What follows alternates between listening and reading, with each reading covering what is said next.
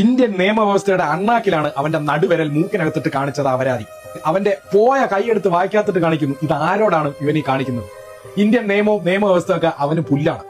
ഒരു പാവപ്പെട്ട പെൺകുട്ടിയെ ക്രൂരമായി പീഡിപ്പിച്ച് കൊന്ന ഈ നരാധമനെ ഇത്രയും കാലം ജയിലിലിട്ട് പോറ്റിയതന്നെ സാർ വലിയൊരു തെറ്റാണ്.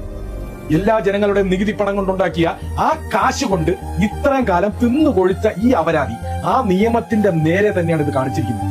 ഇങ്ങനെയുള്ള ഒരുത്തനെ ഇനിയും എന്തിനാണ് സാർ വെച്ചേക്കുന്നത്?